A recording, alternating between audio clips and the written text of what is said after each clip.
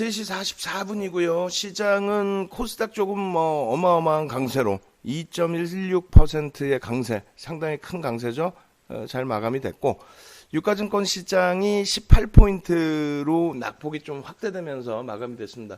다만 이제 1700포인트 위쪽에서 미끄러져 내려온 부분인데, 이것이 또다시 뭐 제가 기대하는 것과는 다르게 조정으로 연동이 된다 할지라도 그 부분을 지금 우리가 못 이겨낼 상황은 아니죠.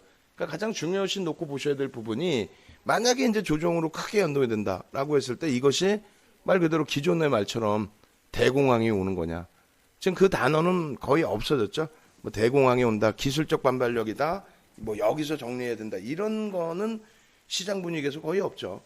그렇기 때문에 그대로 시장 분위기 그대로 자신감 유지하시고 대처하시면 크게 무리는 없겠습니다.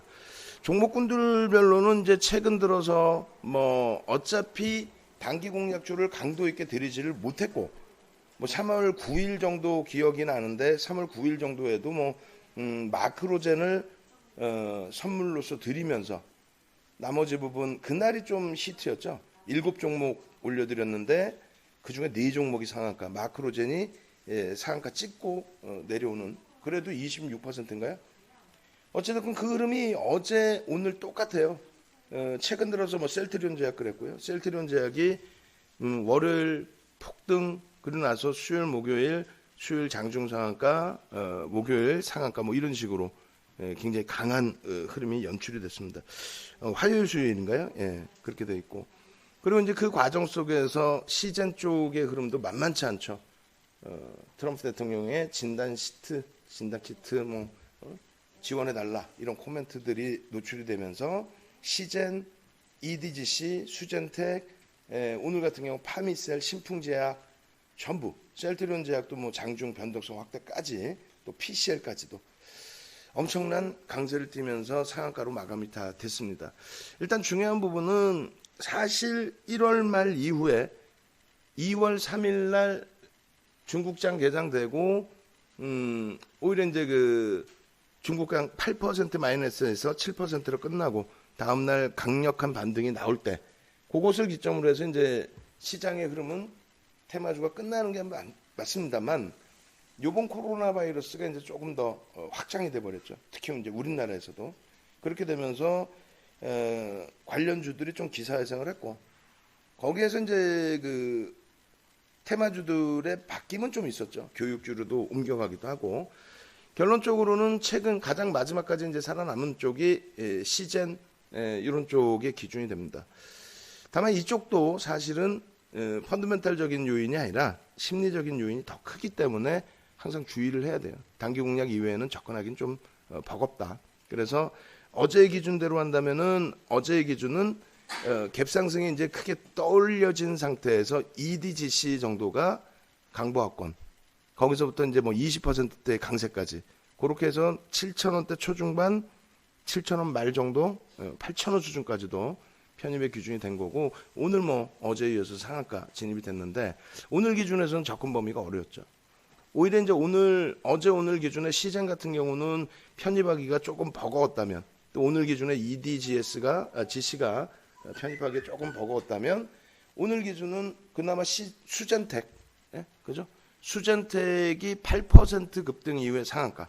우리 기준에는 딱 맞아요. 분봉 기준에 갭상승 이후에 거래량 수반되고, 그러고 나서 크게 흔들림 없이 강세 부분. 그렇게 된다면 일본 기준에서는 갭상승 이후에 양봉의 기준에서의 흐름, 분봉에서는 이제 고점이 형성되고 밀리면 이제 차익 실현인데, 아마 중간에 차량 차익 실현이 됐을 것 같아요. 그리고 신풍제약 같은 경우도 마찬가지. 그리고 파미셀 같은 경우는 방안에서 이제 뭐 말씀을 안 드렸습니다만, 소리새님이나 합니다님 9,900원, 또 1,800원 편입 단가 기준에 15,400원까지. 그러니까 교육을 잘 받고 교육대로 잘 대처하시고, 또 오늘 같은 경우에도 마찬가지로 이제 뭐 갭상승이 나왔는데 13.92%예요. 그럼 우리 같은 경우는 사실상 따라붙지 않죠. 예? 어지간한 상황이 아니라면 안 따라붙어요. 대신에 오늘 같은 경우에 이제 공략 범위를 가지고 갈 수 있는 게 넵지노믹스 같은 경우, 그죠? 어제도 상한가 못 들어왔습니다만 오늘 기준도 뭐 14.84로 끝났어요. 대신에 이제 강보합 형성 이후에 24%까지 움직였다는 거. 그러니까 개장 전에 수젠텍, EDGC, 그 다음에 시젠, 넵시노믹스 오래간만에 개장 전에 종목군들에 대해서 언급을 해드리고 전략 기준을 잡아드렸는데 그 중에서 그나마도 이제 수젠텍이나 렙시노믹스가 공략할 수 있는 범위는 된 것 같습니다.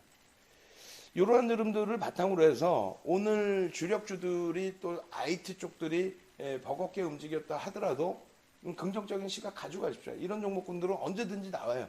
지금은 테마 형식으로 이제 많은 종목군들이 이렇게 흘러가다 보니 뭐 어제나 오늘이나 짝짓기식으로 그대로 똑같이 대처를 하고 시장 분위기 보면은 추가 강세인지 아닌지 여부를 판단하기가 쉽죠. 대신에 마지막 자락에서는 빠져나오고 도망 나올 수가 있어야 된단 말이에요. 윗골이든 음봉이든. 만약에 이제 오늘이 시장이 급격하게 추가적인 강세를 띠는 장이다라고 했다면 아무래도 이제 이런 쪽이 시장이나 이런 쪽이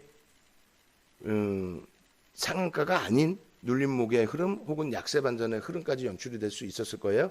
그래서 그런 부분은 항상 염두에 두시고 언제든 빠르게 차익 실현 대처를 하겠다. 염두에 두시고 대처를 하셔야 됩니다. 그 결과물이 이제 뭐 셀트리온 제약 정도 되지 않을까 이렇게 합니다. 그래서 이틀 거의 뭐 상한가, 이틀 수준의 거의 상한가 수준, 그다음에 어제도 폭등, 오늘도 이제 뭐 어제 윗꼬리 다 감싸 안고 돌렸지만 결국은 꼬리가 길죠.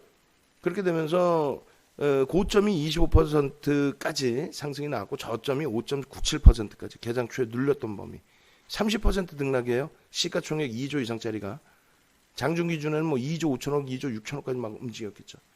그래서 빠져나올 수 있는 구간도 염두를 해두자. 그러려면은 꼬리, 음봉 이런 부분 다 놓고 보자. 이렇게 말씀드리겠습니다. 내일도 만약에 비슷한 흐름이라면 개장 전부터 내일도 종목군들 몇몇 종목 이렇게 움직일 수 있는 종목군들은 설정을 해드릴 거예요. 비중은 아무리 높게 가져간다 할지라도 3에서 5% 그 이상 가져가시면 낭패를 볼 수 있죠. 그렇게 설명을 드립니다.